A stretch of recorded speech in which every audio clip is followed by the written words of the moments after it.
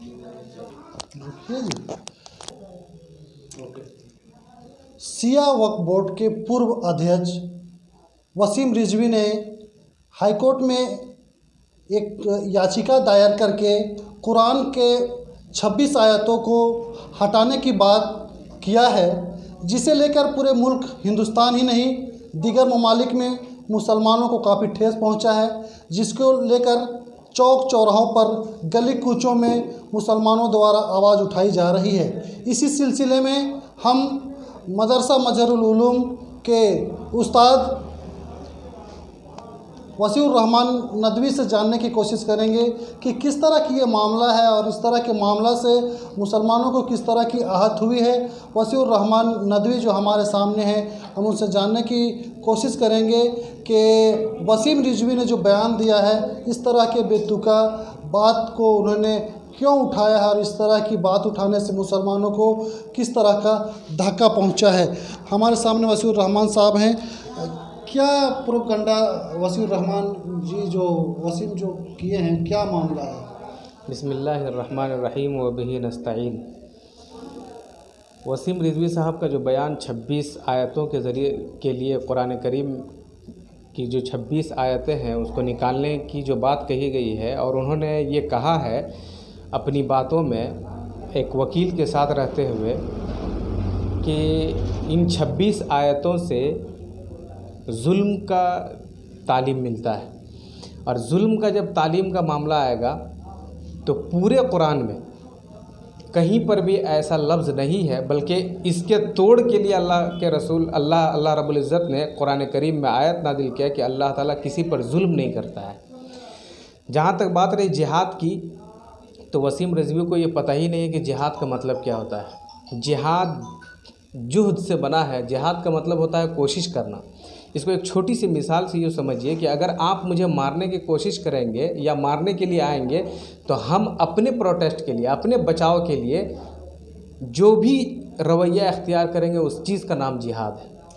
तो किन किन बातों को ये ख़ास तौर पर उठाया? 26 आयत जो बात बोली जा रही है, 26 आयतों में खास का उसमें ख़ास यही बात है, एक जिहाद का, क़िताल का भी उसमें तज़किरा है, और सबसे बड़ी बात जो उसमें कहा गया कि टीचिंग प्लान जो कुरान का है इन 26 आयतों में, वो सिर्फ़ और सिर्फ इस प्लान को लेकर चला है जो जुल्म को, तशद्दुद को, इस्तिबदाद को आम किया जाता है।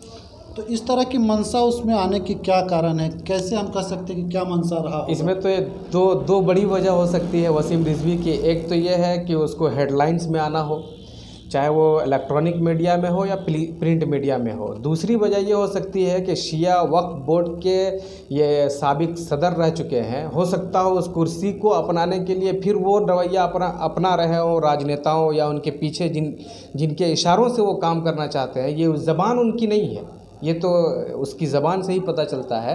क्योंकि कुरान ही पर बात क्यों की गई, गीता पर भी बात क्यों नहीं की गई, दूसरी और वैदिक चीज़ों पर बात क्यों नहीं की, मुसलमानों ही के आस्था, उसके ईमान और उसके ह्यूमन बीइंग के बारे में क्यों बात की गई? मुसलमानों को फिलवक्त इस तरह के जो बयानात हैं, जो बयानात आ रहे हैं मीडिया में, तो अब मुसलमानों को क्या करना चाहिए, ख़ास करके तंजीमों को? अगर पहली वजह मेरी ली जाए कि अगर वो अपने इश्तिहार के लिए ये काम किया है, तो मैं तमाम मुसलमानों से दरख्वास्त करूँगा कि उसके लिए प्रोटेस्ट करना छोड़ दें, क्योंकि जितना प्रोटेस्ट करेंगे वो हीरो ही बनता चला जाएगा। और इस चीज़ से जो कुरान की आयतों को उसने दखल अंदाज़ी करने की कोशिश की या कुरान में तहरीफ़ करने की कोशिश की, जितनी किताबें इससे पहले कुरान के अलावा जितनी किताबें वो तहरीफ़ात शुदा हैं, कुरान एक ऐसा जीता जागता नमूना है, बल्कि कुरान तो नमूना ही है, और जिस ज़ात पर वो नाजिल हुआ वो ज़ात भी नमूना है। तो इसमें किसी तरह की शक और शुबह की कोई गुंजाइश नहीं है, ना तहरीफ़ की गुंजाइश है।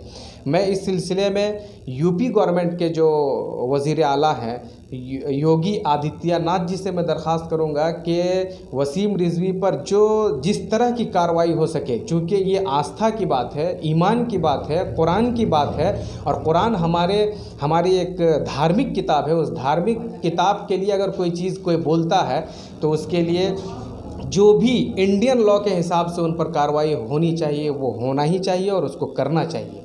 क्या सज़ा होनी चाहिए ख़ास तौर पर? सज़ान अगर देखा जाए तो अगर इस्लामिक एतबार से देखा जाए तो उसका हर एतबार से सोशल बायकाट किया जाए। मैं उसकी बीवी और बच्चों से भी दरख्वास्त करूंगा कि उसके अपने बाप से अलग हो जाए, जैसा कि हज़रत इब्राहिम ने अपने बाप से इसी बुनियाद पर अपने आप को अलग किया था, घर से निकल गए थे। और हज़रत नूह अलैहिस्सलाम ने अपने बच्चे को इसी वजह से छोड़ दिया था।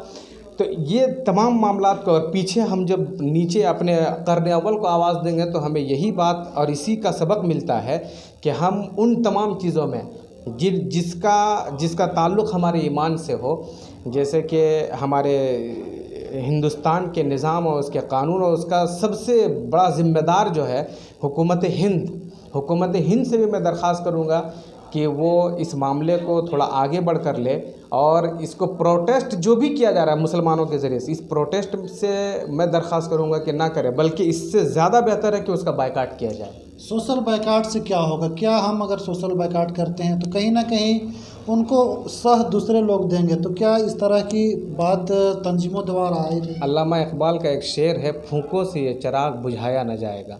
कुरान ही एक ऐसा जीता जागता नमूना है जिसके मिटाने के लिए 1980 में भी यहाँ मुकदमा दायर किया गया था, लेकिन आज तक उसको कोई मिटा नहीं सका। और इसके अलावा उसके बाद भी दूसरे अदर कंट्री में भी, वेस्टर्न कल्चर में भी ये बात आई थी, लेकिन कुरान ही वो जीता जागता। जैसे ओसामा बिन लादेन का नाम लेके आपके अमेरिका में बहुत सारे लोगों को पट्टी पढ़ाई गई वाइट हाउस के ज़रिए से और दूसरे नामों से, लेकिन आज भी ये शवाहिद है वहाँ के कि सबसे ज़्यादा मुसलमान कबूल करने वाले, इस्लाम कबूल करने वाले अमेरिका के लोग हैं। कुरान क्या संदेश देता है? कुरान पूरी दुनिया को, सिर्फ इन मुसलमानों को नहीं, पूरी दुनिया की किताब है। हिंदुओं की, सिखों की और जैनियों की, ईसाइयों की, तमाम के लिए किताब आई है। उस किताब के लिए वही किताब बताती है कि हुदल लिल मुत्तकीन, जो अल्लाह से, ईश्वर से, भगवान से और अपने परमात्मा से डरता है, उसके लिए हिदायतनामा है।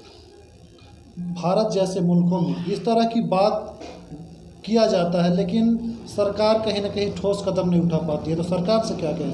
सरकार से मैंने अभी वहाँ के सीएम का नाम लेके कहा कि योगी आदित्यनाथ जी से मेरी दस्तबरदा गुजारिश है कि उस शख्स को पकड़े, अपनी तहवील में ले, और अपनी तहवील में लेने के बाद उससे इस चीज़ के बारे में कि किस चीज़ ने उसे उकसाया कि कुरान के ख़िलाफ़ बोले, किस चीज़ ने उसे उकसाया कि मुसलमानों के ईमान को वो ठेस पहुँचाए, जबकि उसी के कारिंदे शिया के बहुत सारे नहीं, बल्कि अक्सर, बल्कि पूरे शिया बोर्ड और मुसलमानों में सुन्नी, देवबंदी, शिया सारे लोग एकजुट होकर इस 26 आयतों के ख़िलाफ़ बोल रहे हैं। मुफ्ती वसीउर रहमान नदवी ने कहा कि पूरा हिंदुस्तान मुखालफत है वसीम रिजवी का, और मुखालफत होते रहेगा, लेकिन संवैधानिक तरीके से उनको सज़ा देने की ज़रूरत है, ना कि उन्हें संविधान से हटकर उनको सज़ा देने की मांग करनी होगी।